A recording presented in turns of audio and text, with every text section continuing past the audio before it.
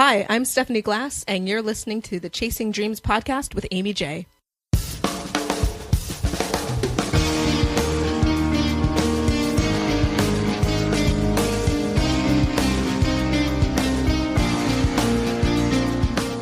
Welcome to Chasing Dreams podcast with Aimee J. Aimee believes that realizing a life without regrets is achieved by taking chances, chasing your dreams, making moves, and overcoming your doubts. The Chasing Dreams podcast will help you overcome life's obstacles, believe in your potential, and inspire you to face your fears. And now here's the woman who is passionately pursuing her dreams, Aimee J.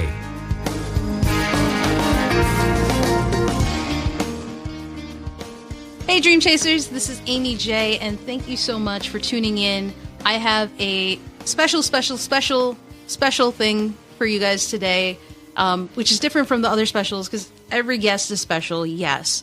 But today we are doing a first in the Chasing Dreams podcast. My guest is actually in the studio today, which I've never had happen before, and which is proven by the fact that she had to help me figure out the mic setup. And so my friend Stephanie Glass is here, and she is an information technology manager who's experienced in IT staff and infrastructure management. She's done it for archives, libraries, state and federal government agencies, universities, nonprofits. She's done it all. She's currently head of technology systems for a nonprofit here in Philadelphia and has previously held positions as a digital archivist, technical services librarian, and a system administrator. Sounds like a lot, right? I'm not done. When she's not working in IT or library science, Stephanie is a performer who specializes in film acting, singing, and choreography. She choreographs in modern, cabaret, and pop hip-hop dance. In addition to her dance experience, Stephanie also studies martial arts, including jiu-jitsu, kickboxing, and taekwondo, and has even composed fight choreography for film. Here's the best part. She recently won a Best Supporting Actress Award at the Miami Web Fest for the web series Walk of Shame in October 2015, and she is also nominated for that same web series as Best Supporting Actress in a Comedy Award at the Indie Series Awards, which is going to be held in April 2016 in LA, and I can't wait to hear that she has won that one too, because I'm very positive about this. She's going to do it, and so guys, welcome Stephanie Glass. Thank you. I'm just happy to be nominated. That was very, I believed it. That's what I'm supposed to say. I think you would say that too, though, in general, knowing you. I'm actually really just excited to be nominated. It's so surprising. I mean, nice. At the same time, you already won one. I know, and I can't be greedy. You got to, well, let's see what happens. Let's see what happens, because that same role, right? I mean, I know. It was a fun series to do. Yes, and we will talk about the series. Before we get to that, though. Yes. So, Steph and I actually go back a ways. We've known each other for 1998. Okay, when you put it out there with a number. When you put it, we're old. You put a number out there. So a while, and pretty much college. And so, you didn't graduate with us, though, Steph. I didn't. Not at the same time. And it was worrisome for us because we honestly at some point thought, hey, she's not going to finish, and when you put so many years into college, you kind of want some kind of payoff, and we weren't sure you were going to try and get that. Right. Was that ever a concern for you? It was. Kind of finding where I wanted to go in college was a struggle. When I was growing up, my mother did a great job of kind of getting us interested, me and my sisters interested in both like the arts and the sciences, so we went to like science lessons, but then we were also in dance classes and things like that. When I went to college, I always thought that I would be, somehow involved in the sciences. I thought I knew what I wanted to do. But then I guess like a lot of folks, I got into college and I was like, I don't know, like this isn't quite, biochemistry maybe isn't what I'm thinking, and I ended up switching my major a couple times, just trying to explore and find what my niche was going to be. And then eventually I stumbled upon information systems. And, like IT wasn't something that I had a lot of experience with. And so it was something new. And thankfully that was the thing that I really latched onto. And then at the same time, I picked up a dance minor also. But there was a point for me where I was feeling really discouraged, and I talked to my mom and I was like, as most kids try to do when they're struggling. Hey, parents know things. They do. And my mom is super smart. And I was telling her that I was kind of discouraged. Should I just try to dance for a while? I'll try to do that professionally. And she really encouraged me to stick with it. Because she said, stick with dance or stick with college and finish, because she said that no matter, when you love something, you'll continue to do it. So it doesn't have to be either or. You don't have to give up on college, to pursue something else. You can do what you love, while you're doing other things. And so that was something I really took to heart. Finished my degree. That's great advice. It is fantastic. It's not something that a lot of people... No. Right? I mean, a lot of people think it's either or. Yeah, and for a lot of folks, they make the decision where it is either or. And there's a lot of truth to the starving artist concept, where it's like you give up everything for your art. But, I like to be able to pay my bills. I'm not mad at you for that. I can hear that. Mm-hmm. So I've basically been living like, a dual track life where I've had my IT career, and I actually went on to get my master's degree in library science. And then I've also been pursuing kind of in parallel, performing, acting, modeling, things like that. So it's been a very interesting ride, and I appreciate that advice my mom gave me. It's solid advice, and one you guys should pay attention to if you're ever struggling with two conflicting passions. Mm-hmm. Absolutely. I don't think you have to give it up. Why? Yeah, and I've noticed that, especially for something like the performing arts, it's easy to suffer from burnout. I feel like I have kind of like a torrid love affair with performing. Sometimes we get along really well, and it's all I want to do. Sometimes we hate each other, and I'm like, I slam doors in its face, and I'm like, don't even talk to me, so trying to make a living off of something where, it can be kind of volatile, your relationship with it is very challenging, and it can take a lot of the fun out of performing when you have to pay your rent based off of it. Yeah, because the stress level is probably overpowering it. It is. And things don't always, there are a lot of things that are out of your control. Yeah. You audition for a lot of jobs. You don't get a lot of those jobs. And if you're also worrying about how am I going to pay my rent too, that can be a big challenge. Now, before we go to the second passion you have in your life, let's talk a little bit about library science. Because I don't know about many of my listeners, but I know before I knew you, one of the things is I had no idea there was a library science. Yes.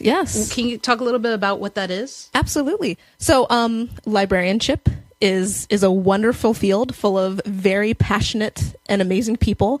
Unfortunately, sometimes we get the stereotype of like the lady with like the bun in her hair and like the reading glasses with a shushing finger that's like telling you to be quiet at the library. Like, I know. When in actuality, librarianship, well, number one, it's important to note that librarianship is a working master's. So a lot of those ladies that you think of with shushing fingers have master's degrees in their field. Wow. Yes. Yeah. And so the area in which I focus, because you can focus in different areas, you can focus on youth libraries, public libraries.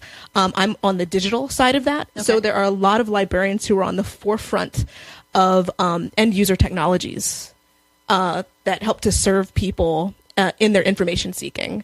And so there are people who have librarianship degrees who are doing coding, web development. They're doing research. They're investigating usability, human-computer interaction. Librarians are amazing. So clearly what you're saying is librarians do more than just look up books. Oh, absolutely. Absolutely. I mean, consider my mind blown at this moment. I had no idea. Yeah. It's about, helping people find information either in a physical or a digital atmosphere. And there's a lot of technology, there's a lot of forward thinking and innovative ideas that go along with that. So do the master's program, because you went through it, Is it a 4-year program? Is it? It's a 2-year program, and some folks will either have a thesis or a capstone project. Since my focus was on the digital realm, I had a capstone project where I built databases at the end of it. This is so intriguing to me. I mean, so librarians, right? Honestly, I mean, I think we're so accustomed to them being so helpful that we forget that it's not necessarily, and it's not just natural. It probably is to an extent natural for them to be so helpful, but to librarians in colleges and universities, law schools, regular public libraries, right, private libraries, they've all have a master's? Yeah, and actually most of them, and a lot of librarians, especially where I work, they have not just one master's in library science, they also have a subject matter expertise in another field. So somebody at a library, they probably have a JD and an MLIS. Yeah. Librarians are crazy smart people, and they're also huge advocates of like First Amendment rights. You know, librarians are very, very passionate. Like the stereotype of the lady with a shushing finger is like so archaic. Yeah. So inaccurate. Wow. God. So what you're saying also is if you, for some wild reason, you guys aren't already, respect your local librarian. I mean, they went through a lot to get where they are. Absolutely. I had no idea. Yeah. Go hug a librarian. Tell them thank you, you know? I mean, don't make sure that they're comfortable with you guys. If you don't, comfortable with hugging. Just hug them anyway. Just hug them anyway. Some people, you know, are a little standoffish. A handshake, a high five, a letter of thanks, you know, whatever you got to do. But I think you're right. I think librarians don't get enough credit for what they're doing. Right. And they're trying to make sure, like a lot of what's talked about in the field is making sure that libraries, the public understands how relevant libraries are and can continue to be, and especially how they can help serve communities. So a lot of libraries are bringing more public services into the library. So there's more events. They'll have like, you know, events for like makerspace. They'll have, some of them even have like yoga classes, like anything to keep people, as public libraries specifically, to keep people coming into the library so that they know libraries are still relevant. It's not all about paper books. Wow. You know, and the thing is, you can also find information and find critical information in ways other than just searching Google. You know, I think that just what you can find. What do you mean you can find information outside of Google? Just perusing the internet isn't the only way to find information, and it's not the only way to have information that's presented to you. You know, that's actually probably a good point. We should mention, for those who were born after Google's invention, you know, back in the day, people like me and Stephanie had to go to the library and use these things called... What were they called? Books? Yeah, I think that was... Books, and you know, there were things like microfiche, microfilm, microfiche, reel to reel. Librarians were a godsend. Yes, encyclopedias. Yes, we had a set at home. Oh my goodness! You know, you would use those to do research. You know, for papers, and journals, and newspapers, and biography. It was amazing, guys. There was a way for people to survive and find things before Google. Yes. I mean, I know you don't believe me, but this is why you should respect your parents and librarians and everyone, because, you know, they were able to do that stuff before Google was around. Right. Or Wikipedia. That's correct. We should kind of put that out there. Yeah. Before Wikipedia, and anyone could put out anything and change anything. Right. You know, mind blown, guys. Again, there's a lot. And librarians can still help you find accurate sources of information, even using internet sources now too, because just because something's on the internet doesn't mean that it's invalid either. And so I actually took, in my master's program, a full class on finding information and finding legitimate sources and helping people to find legitimate sources on the web. That's actually a good point. And one I've talked about on my own website is that, you know, there is information that is accurate. Doesn't mean that all information that you find on the internet is accurate. That is true. So, I mean, the example I used is a picture of, at the moment, I think it was Gandalf, and it was saying a quote by Yoda. It was a quote by Yoda crediting Dumbledore, but with a picture of Gandalf. I love it. Right? Yes. So every sci-fi nerd out there gets frustrated. Yeah, I'm sure they're tearing their hair out. Right? Because it's driving them nuts. Because everything about this photo completely wrong. Is completely wrong. And I'll share a link to that article I wrote about that, because it's true. If you go ahead and you had no idea who these people were, you would believe that this person was Yoda, but it was Gandalf, and you're calling him Dumbledore. Yep. It's weird. But at the same time, you can't not trust the internet. It's a fine line. It's just so easy to the thing is, the internet is fantastic because it can bring down some barriers to accessing information. Oh, absolutely. But there is still an information gap. There's still a gap for people. Like, not everybody's on the internet. Not everyone has access to that. And so that's something also that librarians advocate for, is that are the people who live in that gap. Because just to assume that all you need is a website and everything can be found on the internet and that's fine for everyone isn't always true, because there are people who don't have that access. And that's a great place for where public libraries can assist people. They can help fill that gap for them and provide them with more accessibility to the internet. Yeah, that's a very good point. It's not true that everybody has access to the same resources or the same privileges someone else does. Mm-hmm. And so being able to do something in all aspects in different ways is important. Absolutely. What happens if the power goes down? What would you do if you did have access to Google? If the power went down, you have no internet. Your report is due on Thursday. Right. And it's Tuesday. Well, you better go to your local library. I know. Your professor doesn't want to hear, oh, my power went out, so I couldn't do any research for that. Although some of you may try. Don't do it. I know. Don't do it. The journals are still printed. Like, some of them are still printed in paper format, too. Yes. I have a friend who is a professor at college. She'll be on the show later, and we'll get her to share some fun stories she gets from students who try and get away with things. That'll be hilarious. Ooh, that's good. But you know her, Kyla. Kyla will be on the show. Oh, that'll be... Yes. I want to hear all about the ways people try to, get out of it? Yes. And how it doesn't work. Subterfuge. And how it doesn't work. I know. They try, though.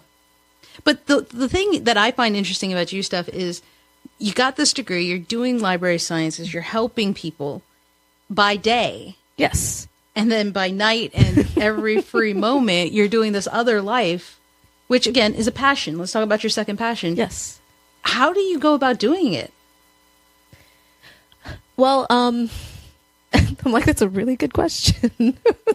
Actually, I find that the more organized I am in my kind of daily life, it opens up more free time for me to be able to pursue what I want to do. So, I'll do, this is like the boring, aspect of it, but I'll do things like, meal prep on Sundays, and I try to condense the time it takes to kind of prepare for life, into a small amount of time as possible, so that the rest of my time, like every evening, like I don't cook at all, like during the weekdays, all of that time is my own. Okay. So if there's something I want to do, something I want to pursue, a rehearsal that I have, an audition I want to go to, I have the freedom to do that, because I kind of try to take all the time of getting ready for life, distraction stuff, and just squeeze it into the smallest amount of time possible. But then also, thankfully, I have a job where, let's say there's an audition, because let's face it, most auditions, especially for acting, are not on nights and weekends. It's a valid point. They're Monday through Friday, 9 to 5. And probably not next door. No, and they're in different cities, and you have to be able to go when somebody wants you to go. And even a lot of these, like different small, like acting jobs or print commercial jobs, they're, in different cities, in different states. And if you want to get the work, you have to be willing to travel and be mobile. And go there. Yes, and go there. And they don't want to hear, I'll get back to you tomorrow if I can make it. That you have to say yes. You have to commit. You have to commit. You have to say yes. You have to be able to take off of work, which is why a lot of folks end up working jobs where maybe in like the service industry, where it's like a little bit easier to call off. Thankfully, I have enough longevity in my career where it's easy for me to get off of work, whenever I need to. for jobs. So, for example, when you went and did the modeling for M&T, which was hilarious because if you are in the Northeast, and I think it's Maryland, Pennsylvania, and parts of New York, possibly, And Delaware. Yep. And if you go to an M&T ATM, you may see Stephanie's face on there. Yes. I know that when I went to an ATM, and I was like, "Huh, I know this girl. Surprise. That's a friend of mine." And I texted you, and I was like, "Are you modeling?" Yeah, I don't work for M&T Bank. I did a commercial modeling job, last year, I want to say. And it's still up now. Yeah. And that's almost a year later. Yeah. So go check out your local M&T Bank branch and go to an ATM. It's great because I was like, I know someone famous. I mean, you don't always expect to see a friend of yours staring at you as you're getting money for yourself. And I texted my sister. I was like, "Hey, Steph's on M&T. Go get some money from the ATM. You could find her there." And it was great. And I was like, I don't know when she did it. Like, Right. Was that a long job for you? No, it was just a one day. It was a 1 day shoot. Did you have to take like time off? I did. Yeah. I want to say I took a day off of work and traveled to go do that one. Not super far, but I think I traveled maybe like an hour and a half. So for anyone interested in doing some kind of commercial modeling, do you mind sharing how you found that job? Sure. So especially in the Maryland, DC, Virginia area, and also in Pennsylvania too, there are casting agencies, and so basically, a casting agency doesn't represent an individual; they represent a client who's looking for actors or models. And so, what you would do is you would submit your information, your credentials, your headshot, your resume to a local casting agency. And then when they're looking for somebody kind of with your physical makeup and your talent skill set, they'll put a call out, to see if you're available, for a particular shoot. And the most important thing is, I think as we touched on earlier, is to commit. If you are available to do a job, you must then do it if you get hired. If you're not available, don't say, maybe I can. Like, there's no maybes. Like either yes or no. Yeah, it's either a hard yes or a hard no. Now, do you have to pay these casting agencies to do anything? No. And that's a really important thing to note, is that no one should be asking you for money ever. These are jobs that you go into and you get paid to do work. And so if there's ever a situation where someone's expecting you to pay them for something, be suspect. Walk out the door. Like, don't do it. Don't do it. Just say no. Yes. Like, the thing is, I use kind of like performing to pay for performing. So I'll use the money I make on like modeling jobs, like commercial modeling jobs and things like that. I'll use the money from that to maybe fund a new set of I do a cabaret performing, and I'll buy a new set of cabaret fans, so basically acting is my hobby, and like the money that I get from it goes back into it. Right. So it's kind of self-funded, which is great. I mean, you put this effort, you put this work in to find these jobs. You're having fun, right? Are you happy right now? Oh, absolutely. And Absolutely. That's amazing. She's smiling and she's grinning. And if you know Steph, we're having a great time here. But I mean, let's talk a little bit about Walk of Shame. Yes, let's do.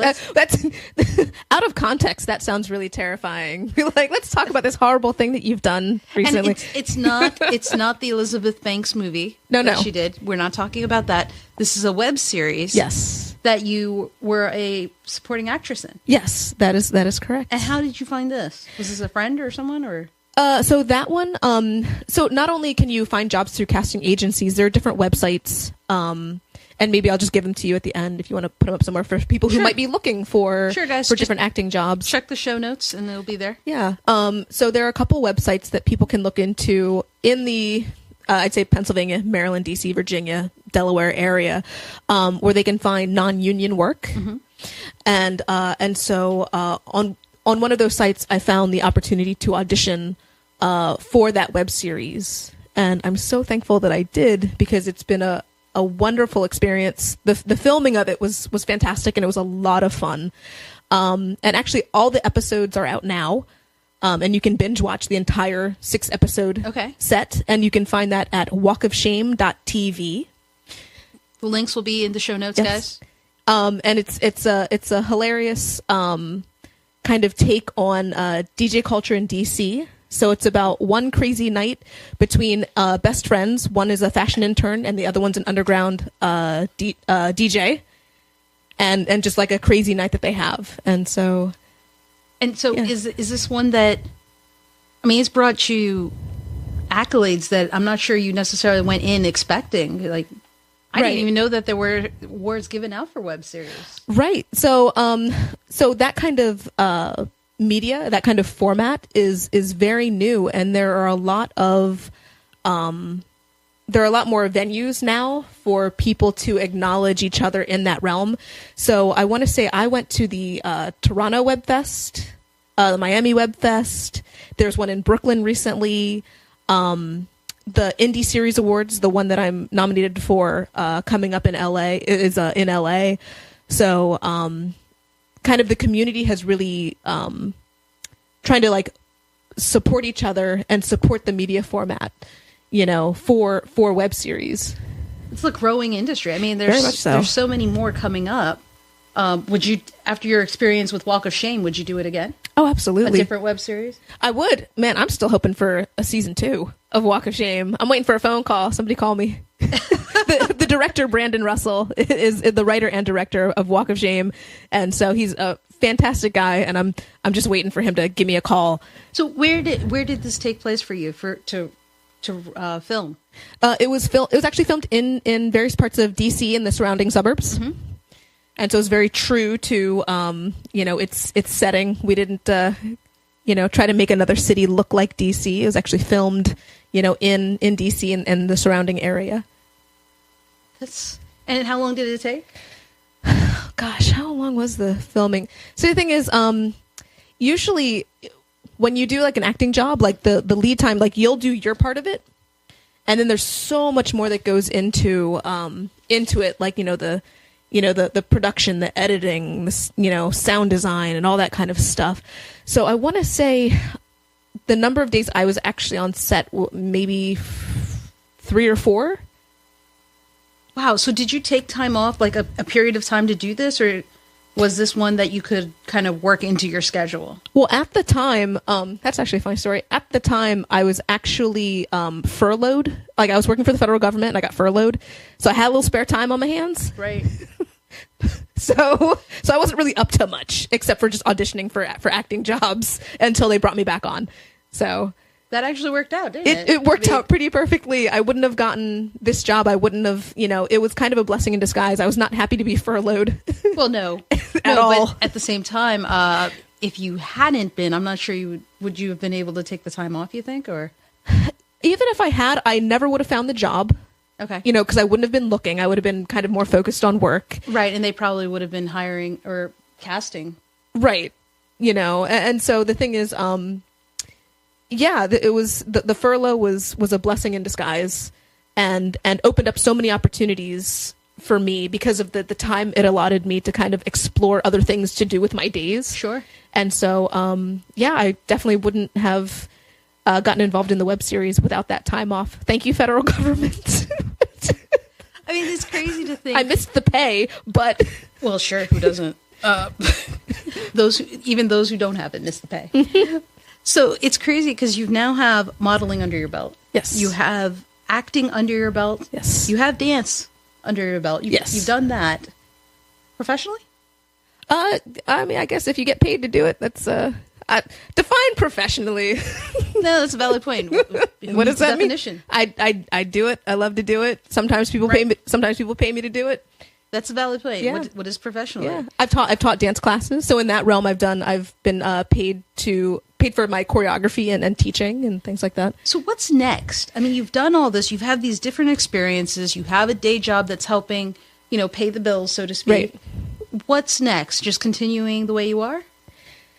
Man, I know. Yeah, I asked the hard-hitting questions. That's a tough one. Boom. Yeah. I think in terms of like the performing arts, I would actually like to do more with fight choreography. I had surgery on my shoulder last year, just from years of dance and martial arts. I had some cartilage damage in my shoulder, and I had my bicep tendon reattached to help me compensate. And that was like about a 6-month recovery process. So did you hurt yourself? There wasn't a specific incident where I hurt my shoulder. It was kind of just wear and tear over years of using my body. So it was about a 6-month recovery window.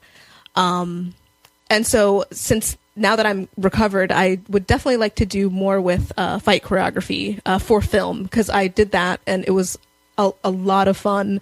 And there's a little bit of stunt work involved. You know, I was in a production. I think the working title is One Girl.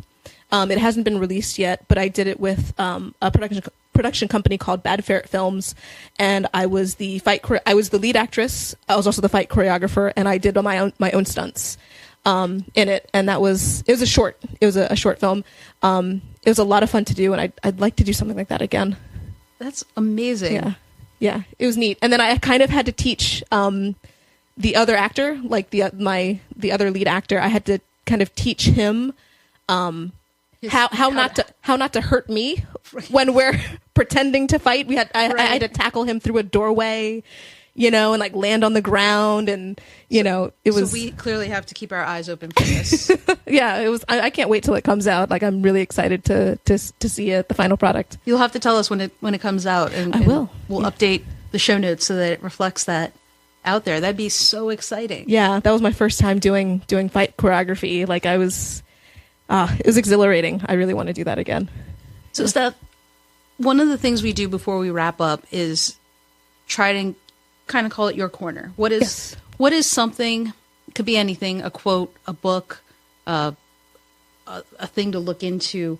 What is one thing or a piece of advice that you would give to someone else who's chasing their dream? Say yes. Say yes. I found that in my life, I've collected all of this crazy experience, that's kind of piled on top of each other, that's led to other opportunities because I've said yes. There was something that somebody was like, "Oh, do you want to learn how to do classical Indian dance?" And I was like, "Well, I've never done that before." And instead of saying, "Oh, I don't know how to do that," I said, "Yeah, sure.